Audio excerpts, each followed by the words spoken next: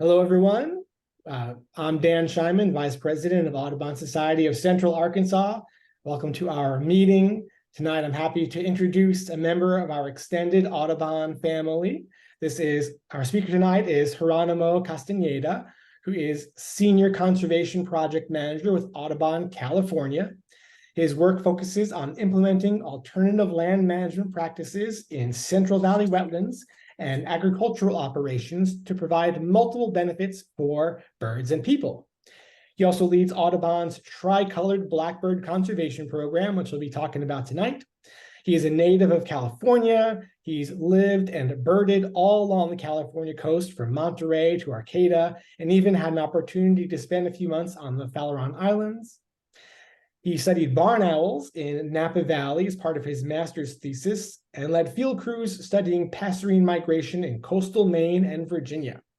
Away from work, Xerónimo spends time riding his bikes, cooking, hanging out with his dog, Wren, great name, and of course, bird watching. So, without further ado, take it away, Xerónimo. Awesome. Thank you, Dan. And thank you everyone for thanks for the invitation to come speak with you, and thanks for joining us this evening. I'm going to start sharing my screen here and go into presenter mode. Oop, same thing happened. Let's swap here. Cool. Yeah, so thank you again for welcoming me and inviting me to join you this evening. Today, my talk is titled Tricolored Blackbird Conservation, Teamwork Makes the Dream Work. And as Dan mentioned, I'm with Audubon California. I've been working for the state office there since early 2018. And actually, I just recently was promoted to the program director of our Working Lands program. As of just last week. So I'm excited to continue working with the team and to lead it, hopefully continuing to do great work and grow it into some new and explore new opportunities for conservation and engaging local communities across the Central Valley. Let's see. So Tricolored Blackbirds. So really, this program it started as a grassroots program where my predecessors would go out essentially birding, looking for tricolored blackbirds, and they would find where these birds were nesting, and they would go knock on people's doors, and they would knock on the doors, explain to these folks that these birds are facing a lot of significant challenges across their native range, and it's important to protect them, just for the benefit of the bird existing, but also for the enjoyment of people. And so that was really awesome that folks took it upon themselves within Audubon and kind of outside Audubon to do that. And there were some successes in protecting colonies, but the situation became more dire for the species. And folks within Audubon and other conservation groups realized that they need to take a new approach and do something a bit different. And so they determined that the best path forward was to gather all the people who are doing this work to protect tricolored blackbirds, and also reach out to the folks who are being impacted by the birds nesting on their properties. And really come together to focus on developing this new landscape level approach to conservation.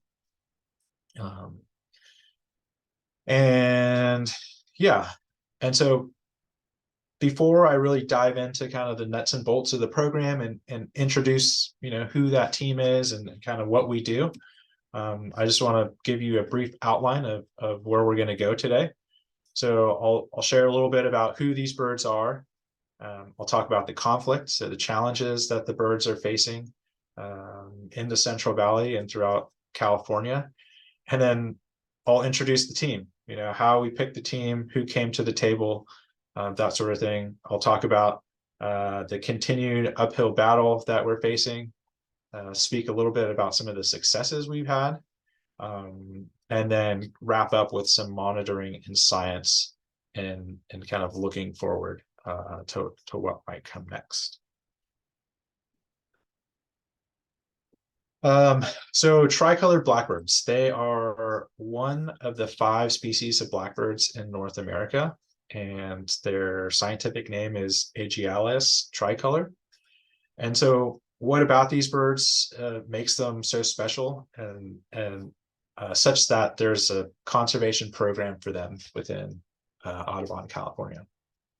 So they're a near endemic species to California, with about 95% of the population found in California. They're really kind of the last large land-based colonial nesting bird in North America. And so historically, they used to form these massive colonies in the hundreds of thousands. And the population in the early 1800s was observed to be in the millions. But more recently, over the last century, those numbers have declined significantly. We now find colonies from, maybe the tens to the tens of thousands, which tens of thousands of birds in a single field or a single wetland is still a sight to be seen. A lot of the largest colonies that are found are in the Central Valley, and particularly the southern Central Valley, which is called the San Joaquin Valley. And the birds here use both freshwater agriculture or freshwater wetlands as well as agricultural fields for nesting. And so, as I mentioned, in the early 1800s, tricolored blackbirds numbered in the millions, but the population has declined significantly as people moved west and landscapes have been altered across the valley. And this colonial nature of the tricolored blackbirds makes them particularly susceptible to disturbance and habitat loss. And so I'll touch a bit more on that a little bit later in the talk. But first, let's learn how to identify these birds. So here we're looking at a tricolored blackbird female on the left and a red-winged blackbird female on the right. And so these are 2 of the birds that we observe often in the Central Valley. And so right off the bat, we can see, they look very different. I will admit that these photos are kind of on the extreme ends of identifying or like the markings of tricolored blackbirds females and red-winged blackbird females. But something that I look for in the field is just the overall kind of darker coloration, more muted, less streaky, less pattern, and particularly in the face. When they're in mixed flocks in the winter, it's almost impossible to pick them out, and unless you spend a lot of time making those observations. So really, me and my team and other folks tend to focus more on identifying the males first, and then that kind of keys us into where some of the females might be. And so as you see here, we have tricolored blackbird male on the left and red-winged blackbird on the right. And the main diagnostic marking on tricolored blackbirds is this white wing bar that we see just below the red. As compared to the red-winged blackbird, which has more of an orangish, kind of yellowish wing bar. Another more subtle characteristic is that tricolored blackbirds tend to be this kind of deeper, darker black overall than the red-winged blackbird. And so you can kind of see that here in the bottom drawings, where they were just drawn kind of this kind of deeper, darker black. And so in the field, this marking is really obvious to see as the birds are in flight, kind of as we see here. But another sure way to identify the birds is by their call and by their sound. So I know a lot of folks bird by ear, and so that's an easy way to identify tricolored blackbird. So first we'll listen to the red-winged blackbird. Whoops. I hope so. Let's see if that works.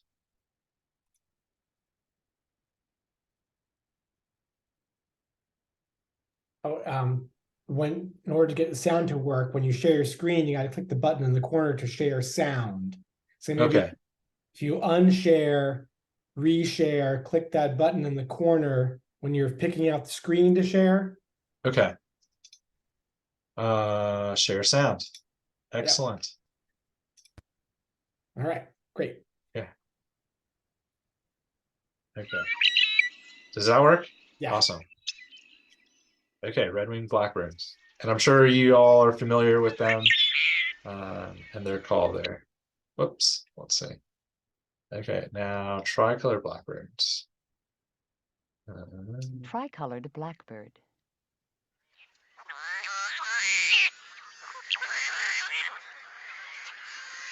Yeah, so very, very different.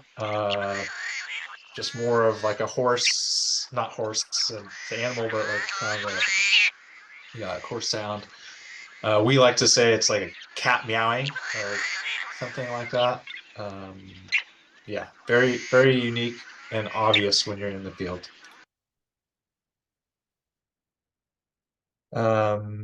Yeah, so where, now that we've identified them, where do these birds nest? Where do they like to go? And so historically across the Central Valley of California, there is this large mosaic of riparian and wetland habitat. There's a lot of rivers that flow off the Sierra Nevada into the valley floor to create this mosaic. And so historically, these birds relied on freshwater wetlands, which provided this emergent vegetation, so cattails and tules, which provides really good structure for them to build their nest, as we can see in this picture, how they kind of wove their nest into the cattails. And because that emergent vegetation grows really dense and in large patches, that's ideal for these colonies of tricolored blackbirds to establish. It also provides protection because it is so dense, it's hard for animals to get into. And then because it's in a wetland, it's, there's water underneath. And so again, that provides some protection from terrestrial predators from getting into the colony.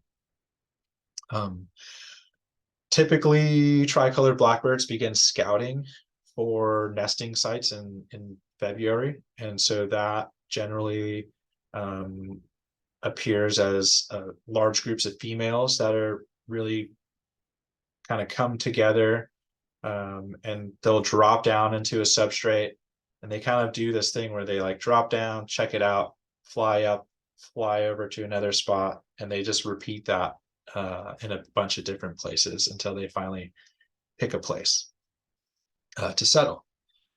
Nesting, once they've picked a place, it generally occurs from late March through mid-June. And it takes about 40 plus days for them to build a nest to when the birds fledge and are able to move out of the colony without being able to fly, I guess, kind of out of the colony. And I say 40 plus days because oftentimes a colony that becomes established at one point, a lot of birds will add to it at a later point. And so the colony then becomes asynchronous. And so that kind of poses some new challenges in understanding, the size of the colony and the timing of the colony. And I'll touch base a little bit on that as I talk about our conservation program. And so here is a short video of tricolors in an emergent vegetation wetlands in the San Joaquin Valley.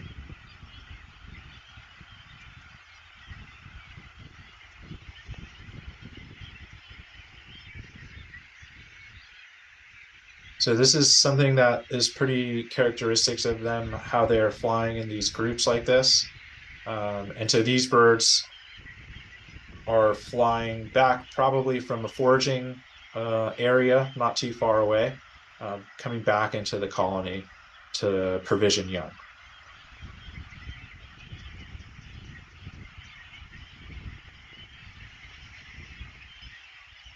And this particular colony was about 15 to 20,000 birds, big, large, yeah. So it was pretty cool to see. Yeah. So as I mentioned, wetlands is where the birds historically have made their home. And so here I'm showing these 3 panels. The one on the far left shows California Central Valley. There's Sacramento there kind of in the middle top. That's where I'm located. That's where our state office is. And then when I refer to the San Joaquin Valley, it's pretty much everything south of that. And then the Sacramento Valley is everything north. And together that makes up the Central Valley. In the middle panel, we see the pre-1900s land cover type. As I mentioned, there are a lot of rivers that come off the Sierra Nevada mountain range to the east that flow into the valley floor. And historically, it created this vast mosaic of wetland, aquatic, riparian habitat, floodplain habitat. And so we see that here in this image in the middle. So the green is our riparian surrounding all those rivers, and the red is the freshwater wetlands that historically used to exist across the Central Valley. And now as we move to the far right panel, we see that, you know, the majority of that has been lost. And we just see these small little pockets, parcels of freshwater wetlands remaining, and particularly there between Sacramento and Fresno. There's kind of this chunk here, which is called the Grasslands Ecological Area.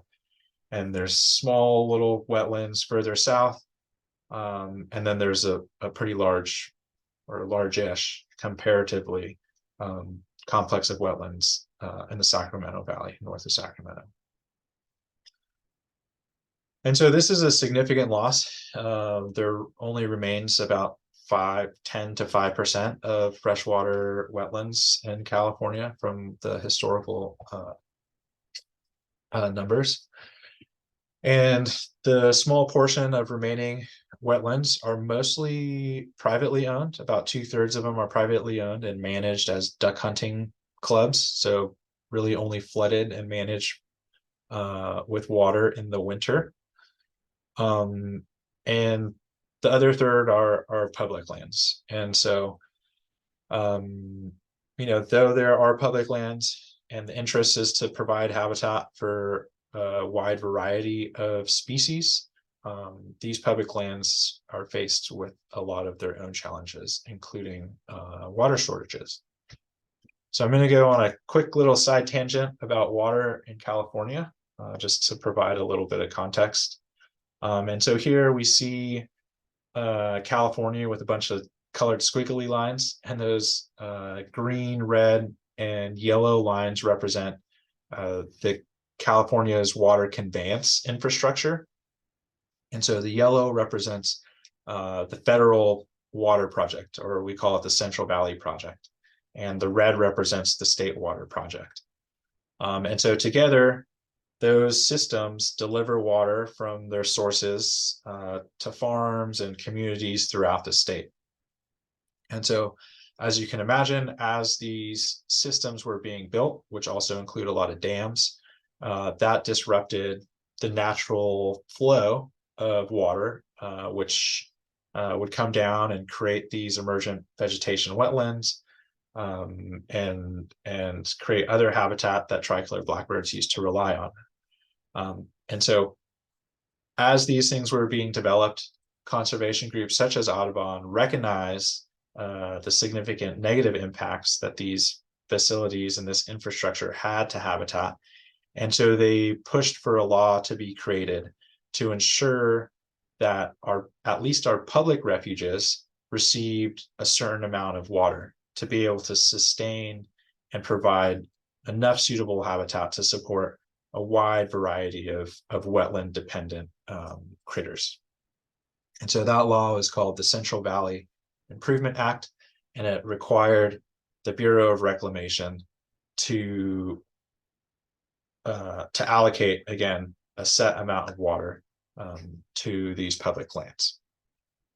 But did this really happen? Unfortunately, no. And so here we see each one of these round circles represents a wildlife area or public lands within the Central Valley. And the colors represent the amount of water that is actually allocated to them, and 100% being what's legally obligated to them. And so the red represents 0. And then we go orange is 1 to 30% allocation delivered. Yellow is 30 to 52. Light green is 53 to 63. And dark green is 64 to 75. And so dark green is good, but it tops out at 75. And so that is just, kind of, that's just one of the challenges that we are facing out here in the Central Valley on our public lands, is that with all of the water moving to all of these other interests, even though it's mandated by federal law that these refuges receive 100% allocation of their water, they never do. And so that has not only impacts to tricolored blackbirds, but also to a wide variety of other wetland dependent species. And so because these wetlands complexes and these wildlife areas don't receive their surface water allocation, they have to turn to the use of groundwater. And that poses a whole another slew of challenges. And so in 2014, California passed a law to begin managing groundwater in the state. And this is in order to ensure that, we have water into the future to provide for agriculture, to provide for communities, and to provide for wildlife. And so, before that, it was unregulated. And so now people, such as, all those groups I just mentioned, all the stakeholders are having to come together and figure out a way to share our limited water. And so Audubon has stepped up to really be this voice for the birds, to ensure that as these water management plans and decisions are being made, that wetlands and any freshwater dependent ecosystems get their fair share of the limited water. So that was impacts to wetlands and nesting substrate, but that's not the only thing that is limiting these birds. And so as we saw on that 3-panel slide, the far right panel showed that wetlands have been lost, and most of the Central Valley has been converted to agriculture. And so we're seeing significant land use change, not only to agriculture, but also now to crops that are not so wildlife friendly. So we're seeing a lot more perennial crops like nut trees and fruit trees, as well as vineyards go into the Central Valley. And these are really high value for the farmers themselves, but they really have little wildlife habitat. And so here in these 2 photos, we see optimal foraging habitat for tricolored blackbirds. So the left, we see rangeland. And then on the right, we see an alfalfa field. And so historically, there used to be a lot more alfalfa grown throughout the Central Valley. It attracts a lot of insects, and it provides a lot of food resources for tricolored blackbirds. But as I mentioned, a lot of nut trees are going in, and so this image shows the extent of almonds being farmed here in California. So we can see that there's a lot of acres currently being grown in almonds, and this is just almonds. And so there's a lot of vineyards, there's oranges, there's pistachios, pretty much any type of tree you can think of. It's grown here in California. And so that just takes away from foraging opportunities for tricolored blackbirds. And here we see an image of a male foraging in some rangeland. And you can see he's collected a bunch of bugs, insects that he's likely taking back to his nest. So now that there's not as much wetlands across the valley and foraging habitat is becoming more and more limited, where do these birds go? Where have they gone? And so here, in this particular image, we're looking at a former colleague of mine, Samantha Arthur, and she's walking in a grain field where we think these birds are establishing a colony. And so this field of grain represents one field of the 400,000 acres approximately of dairy grain fields being farmed in the Central Valley. And so why are they going here? There's a lot of food and there's a lot of clean water. And this particular picture was taken this year and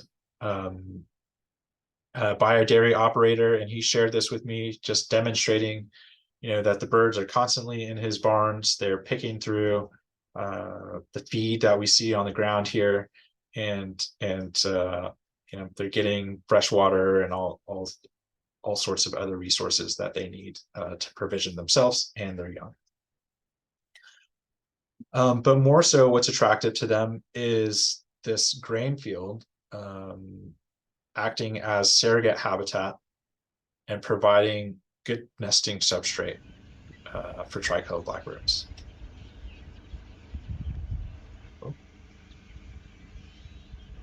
And so here we see kind of similar, the exact same kind of flight patterns as we saw in that short video about that I showed of the wetlands.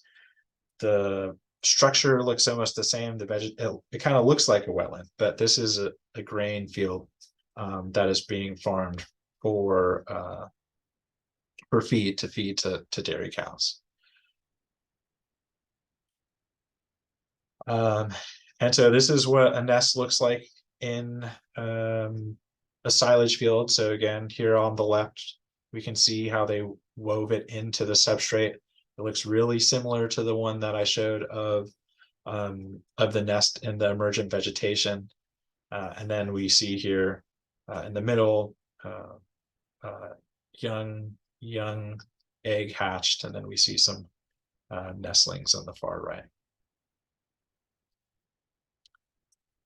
And so why is this a problem? Well, in short, the timing of nesting conflicts with when the farmers need to harvest. And because these birds are colonial, if they establish themselves in a agricultural field, in a silage field that then needs to be harvested, you can lose a significant portion of the breeding population, or disrupt a significant portion of the breeding population. And depending on when it happens in the year, those birds may not have an opportunity to re-nest, and therefore there is significantly less recruitment into the overall population. And it's even more critical to conserve and protect these colonies, because over 40% of the nests across the valley are on these silage fields. And so when they're disrupted, we're impacting a significant portion of the tricolored blackbirds population and breeding efforts. And so what did we do about it? We drafted our team. We created our team. And so in 2014, Audubon brought together a group of folks, focused on taking on this challenge of protecting and ensuring these colonies were successful at nesting, and therefore growing the tricolored blackbird population. And so we, working through a program with the Natural Resource Conservation Service, we applied for a Regional Conservation Partnership Program grant with Western United Dairies, the California Farm Bureau, Dairy Cares, California Department of Fish and Wildlife, and some other partners. we were successful in securing $1.9 million to create a comprehensive conservation program.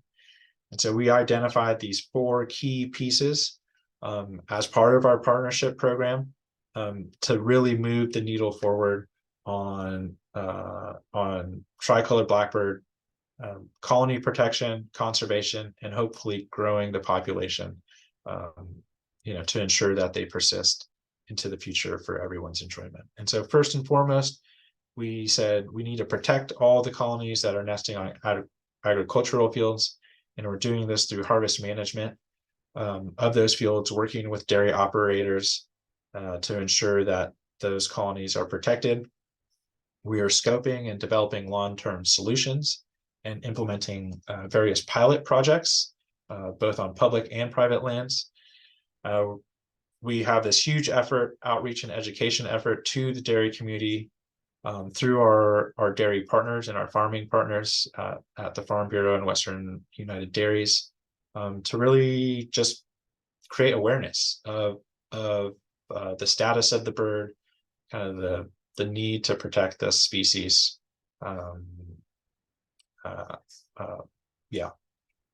And then kind of the last thing is as much as we can, as best as we can, is to try to restore habitat. As it's really challenging because water is limited, as I was talking about earlier. And so we are starting to think more creatively and kind of what that might look like, and starting to develop what we're calling these multi-benefit type projects that can create benefits not only to tricolors, but also maybe to farmers or communities, creating more green space that incorporates kind of wetland features into them that can potentially provide nesting substrate for tricolored blackbirds. So what does this program really do? Like, what does it look like in action? And so Audubon leads this group, and this is the core group that we then built a tricolored blackbird working group around. And so that working group consists of other agencies, private industry folks like Pacific Gas and Electric, private researchers, universities, that sort of thing. And so we all come together a couple times a year to share updates on science, to share funding opportunities, to share,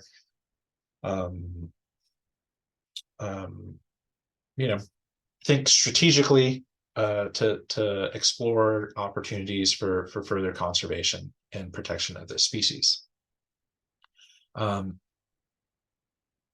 During the nesting season, we formed a team to essentially go out and look for these colonies.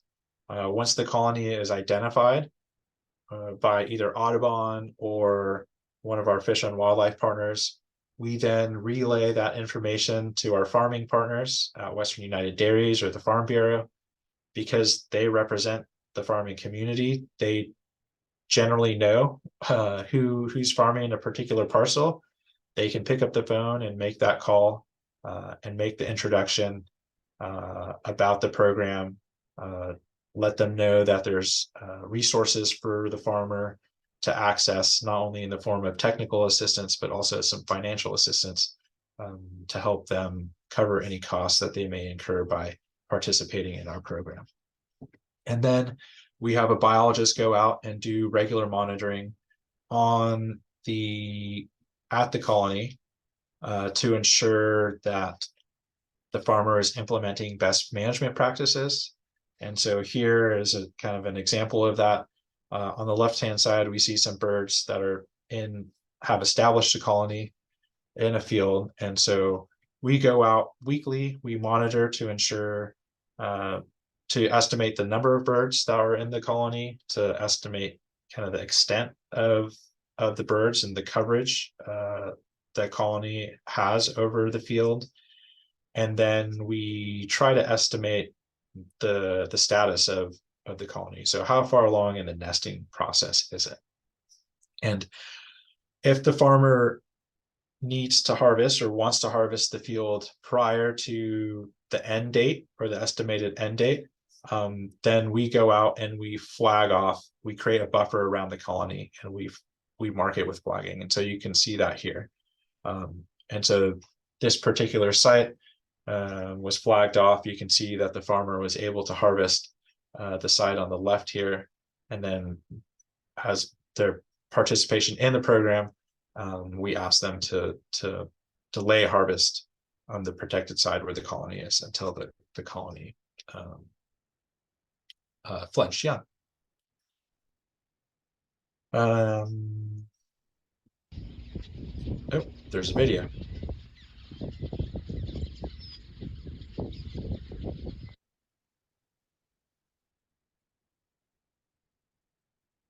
And so really we're kind of taking this team, and we've developed this collaboration, bringing conservation groups and the agricultural industry together to move and scale conservation for tricolored blackbirds. And so we're making farmland work for wildlife.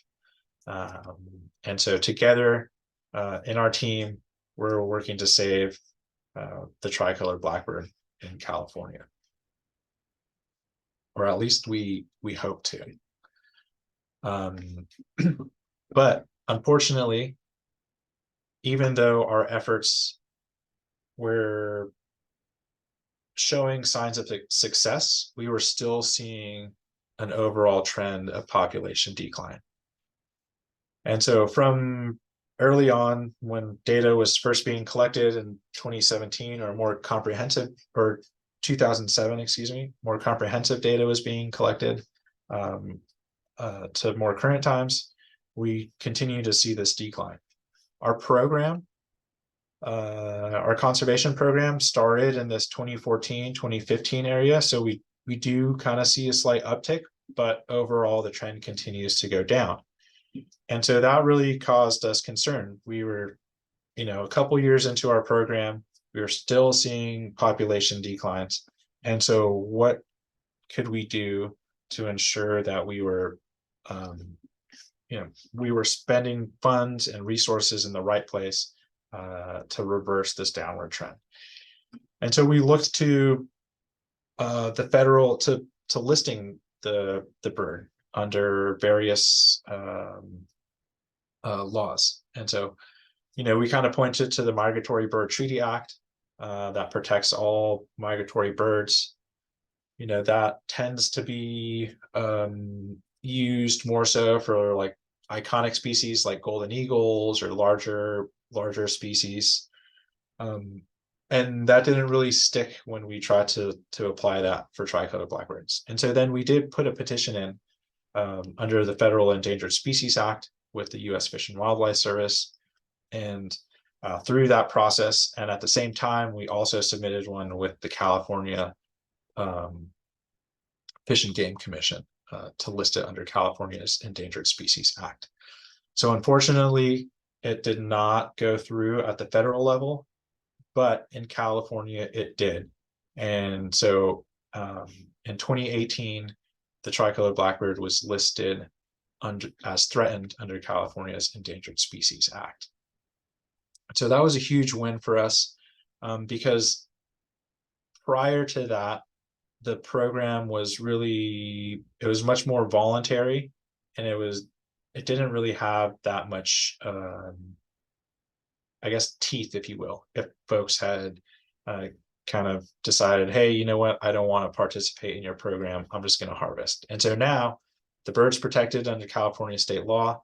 And so, they kind of have to participate. And so we didn't necessarily want to take that approach. But as I mentioned, we were continuing to see a decline in the population of this species. And so we needed to take steps further into our, to take another step, use another tool. And so here's just a news story where it says that we protected, or the bird was listed as threatened under the Endangered Species Act. And so as between 2015 and now, this partnership has protected over 1 million nesting birds. That's not 1 million birds in the population, but if we count, however many birds we're protecting each year, and just count that up over time. We've protected 96 colonies over the years, and we've helped to create or enhance over 130 acres of native habitat. And so I would say that's a relative success. This particular year, we protected 13 colonies across 5 counties, and we estimated just over 230,000 adult nesting birds in 2023.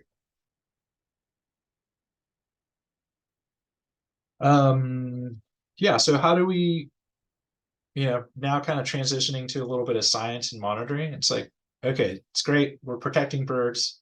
What does that mean for the overall statewide population? So many years ago, some folks came together to establish a statewide survey to get a better understanding of that, of the statewide population. And so here is a map of all the survey locations that we aim to get to. We don't get to all of them. This effort is largely volunteer driven, and it happens over a 3-day period in April, where people just go out and try to find as many birds as they can and count them. And then that data gets summarized and reported out to the Tricolored Blackbird Working Group and to both the state and federal fish and wildlife agencies. And so the statewide survey has been going on since about 2000. In 2008, it started occurring every 3 years, except for between 2017 and 2022. Because of the pandemic, we had to delay it. But you can see here the number of sites that are visited during each survey have gone up pretty substantially.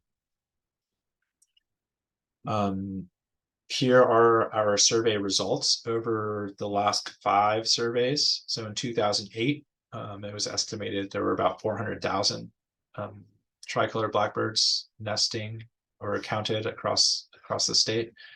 And then as we see, the population dropped pretty substantially. I'll point out that in 2015 is when our partnership, our program really took hold and became more coordinated and more robust. And so in the subsequent 2 statewide surveys, we've seen a slight increase in the estimated number of adults. And so from my perspective, that means we're having some success. I'd like to see more data points on this graph, and our next survey will be in 2025. And so if you're interested in coming out to count tricolored blackbirds, definitely let me know, and we can connect you with the right people to do that. But again, it looks promising. The effort is showing some increases in population numbers, and so we're really excited to be able to continue this work and hopefully grow the population more. Something else that we get from some of these surveys is the trend in the size of the colonies. And so we can see early on, we were getting colonies that were estimated in the 40 to 80,000 birds. And then as we move to more recent times, those colonies are, the size of them has dropped significantly. We're lucky if we see a colony with 20,000 birds. This one only shows 2017, 2022 statewide survey looked pretty similar. This particular year, 2023, we actually had a couple colonies that were in the 50,000 bird range. And so that was really exciting. And to us, that kind of demonstrates, the success of the program. The population is growing, therefore there's larger colonies being established across the area.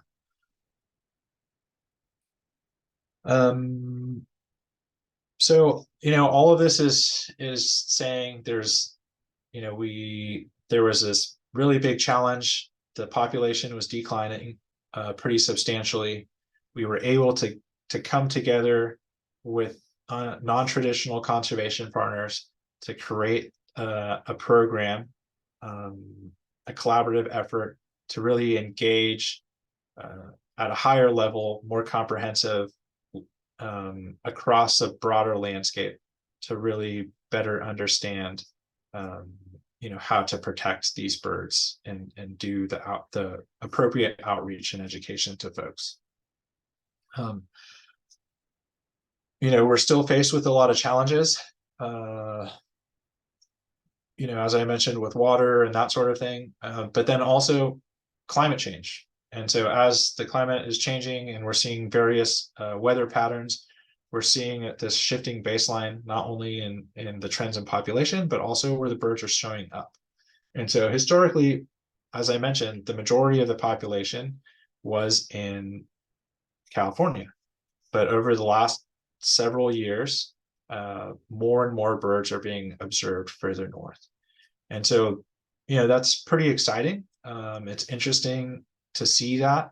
But what does that really mean for the overall conservation efforts of the birds? I mean, are we significantly underestimating the population because a lot of the birds are in these other places? Are we seeing a decline in our population because it's no longer suitable habitat in the Central Valley?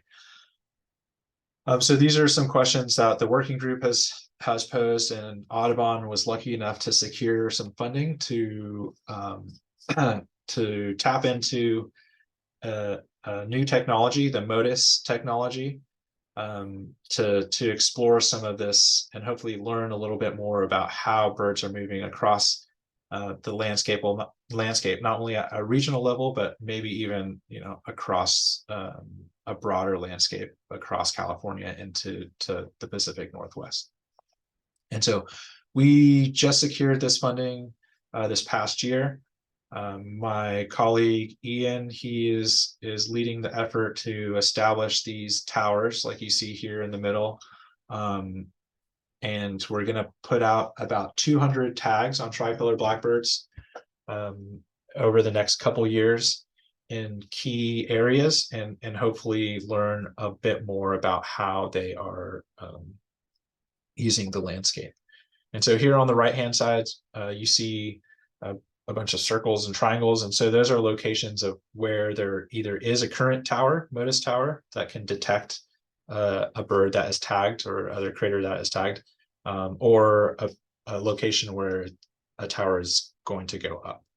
And so California has invested heavily in this Motus network and growing it, as well as a lot of other researchers across the state. And so we're really excited about this opportunity to establish our own towers, but then also tap into this broader network to learn more about how tricolored blackbirds are using the landscape.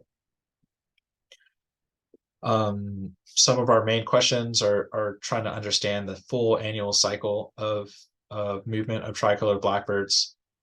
Because we hyper focus on protecting nesting colonies, we really only understand the birds during the breeding season. We don't really know much about how they use the landscape or where they're going during the non-breeding season.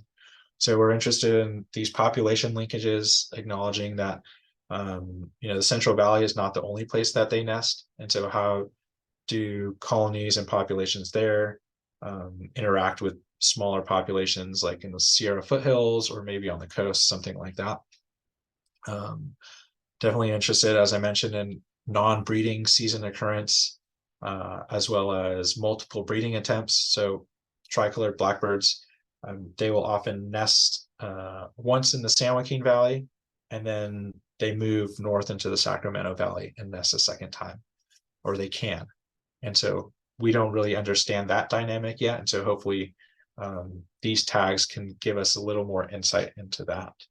And then lastly, we want to use this opportunity to kind of pilot the use of Motus tags to understand or estimate survivorship. And so we're going to set aside a number of them to put on hatch year birds, the young of the year, and see if there's going to be some recruitment back into the population. So wrapping up here, kind of moving forward, Audubon is going to continue to lead the Tricolored Blackbird Working Group. As I mentioned, it consists of researchers, conservationists, both state and federal agencies, as well as industry groups. And together we've been able to really move forward in a positive way to protect and build this conservation program for the benefit of the birds. We're going to look to the statewide survey as this really key piece of data collection effort to ensure that our programs and all of our efforts more broadly are having the impact that we want them to have. And then, of course, education. You know, it's always important to continue to educate folks, not only the dairy industry, but just the general public. The more people are aware of what we're doing, and, you know, the more they're hopefully going to care about it, and you know, can help support any efforts, whether it's in fundraising or advocacy, to inform policies that might benefit tricolored blackbirds and other wetland dependent species. And then lastly, some of the things that, more specific things that we're working on. I'm working with my national colleagues to help inform the new farm bill that's coming out. So as I mentioned, a lot of our funding comes from NRCS. And so, you know, just working with them to try to get some new language in there that can make it a little bit easier for us to administer that type of program, and support not only the birds, but also the farmers that are being impacted. Funding is always an issue, so continue to advocate for funding across the board, not only at the state, but federal levels. And then develop new coalitions, new partnerships, grow the team. We've seen a lot of success with the team that we have, but we just had a recent working group meeting where everybody kind of acknowledged we need new blood in the team. We need new folks to come in with new ideas, because things are changing across the landscape, and you know, it's always good to get new ideas. And then one thing that we don't lean on as much, and we don't really like to, is the enforcement of California's Endangered Species Act. You know, we never want to send a warden out to a farm or some other place where they're breaking the law, but sometimes, you know, that we have to flex that muscle, and we know that that is a tool that we do have in our toolkit if it comes down to it. And then, as I mentioned last, science, you know, so we're really excited about this new research opportunity to deploy Motus tags on tricolored blackbirds and see what we learn about where they move and how they use the landscape in California Central Valley. And so with that, I'd like to say thank you to all of you for hanging in there and learning about tricolored blackbirds and a little bit of water issues in California, and open it up for questions.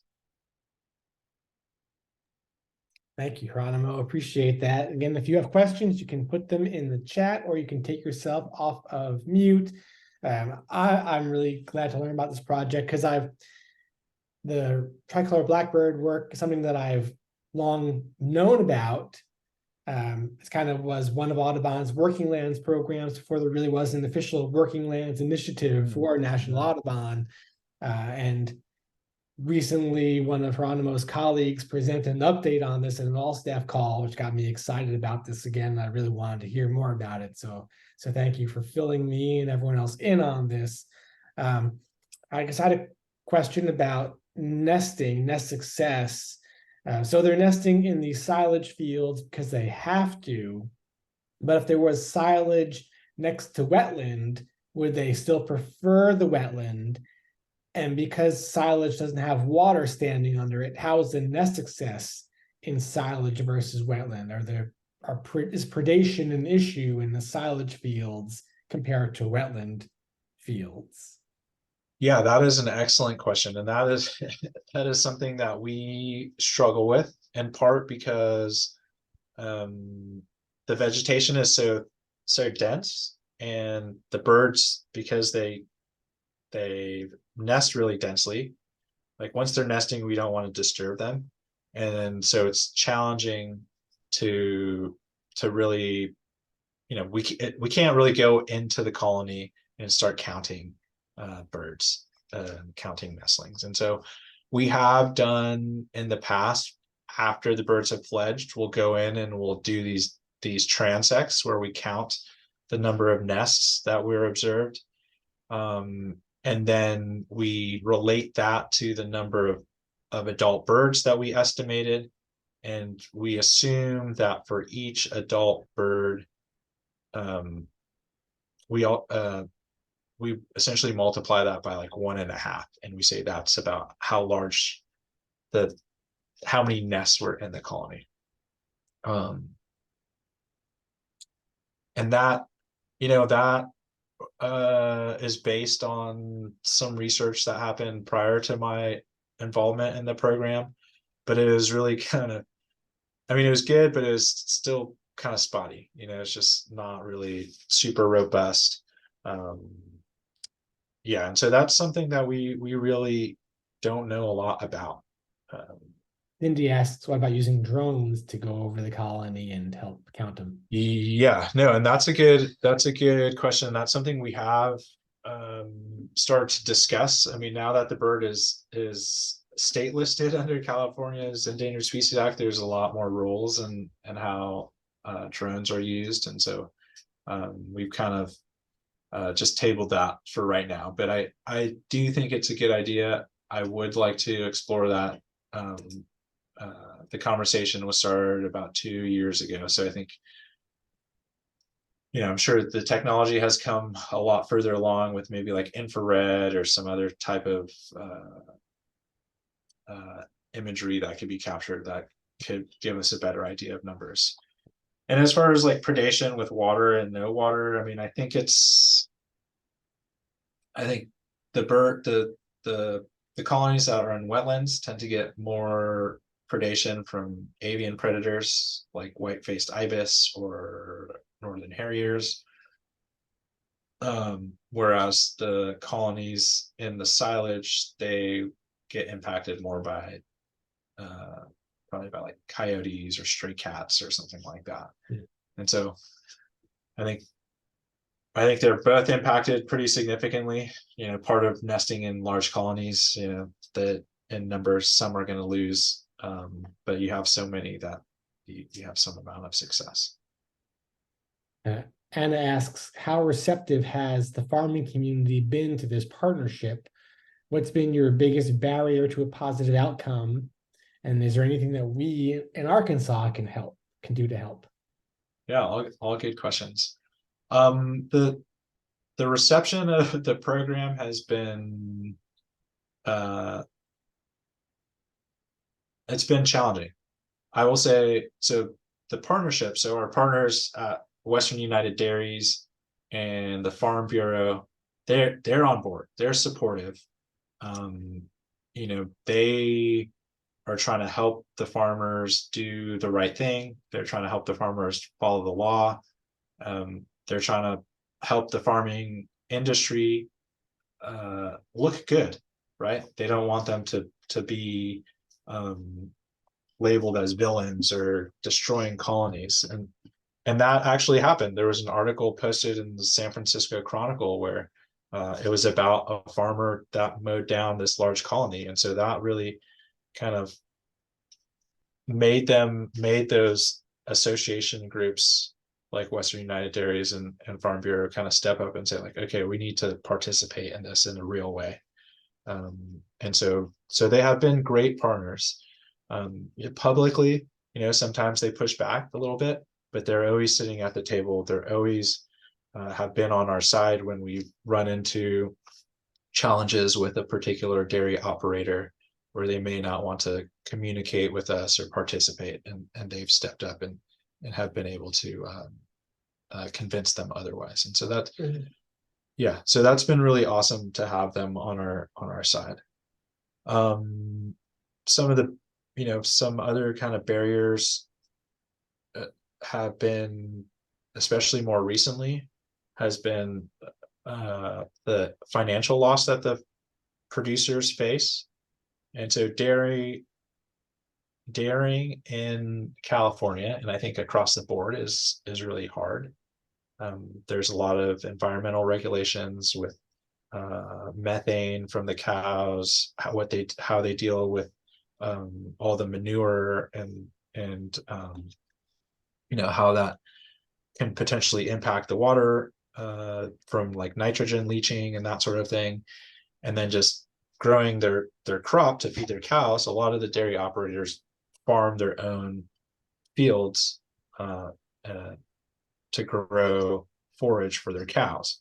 And so if you're having to delay harvest of 100 acres because these birds are nesting in there, that means that you're losing 100 acres of feed for your cows. And so that they then have to go find replacement on the open market. And that, especially in times of drought, like we've been seeing in California, and then with a bunch of other things about just the overall grain market across the whole, across the globe, it just drives prices up. And so we're only able to pay so much. They're not happy with that. And so there's kind of the biggest barrier. And a lot of times they drag their feet, they don't return calls. And it's really stressful because this colony is there. If they don't return the call, we have no idea, like, if they're going to just go out there in the middle of the night and mow the birds, mow their fields, and subsequently the birds. And as I mentioned, that has happened in the past.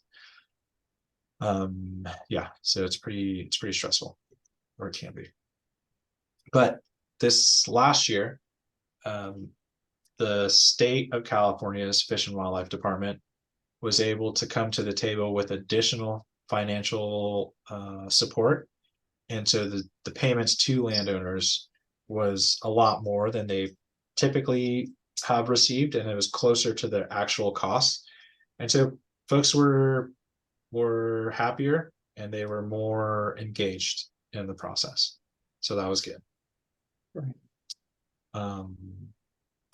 Yeah, and then anything you can do to help from a distance.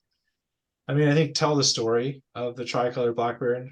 That's one way, like I mentioned, education and creating awareness. Also, farming gets bad rap a lot of times when it comes to environmental issues. But in this case, they're doing okay. They're coming to the table. And so I think sharing the story of the collaboration is really positive and important for the success of this. And then, obviously, if you're in a position to donate to the program, that's always, something that is needed and welcome. And so that's another thing. I guess, having grown up as a dairy farmer, I am acutely aware of how quickly a forage crop can go from, prime condition and just immediately fall off, particularly when you're feeding dairy cows. So I can understand why the farmers are sometimes reluctant not to participate in the program. And like you said, with the drought, trying to find hay and stuff for them, it's gotten a lot more expensive.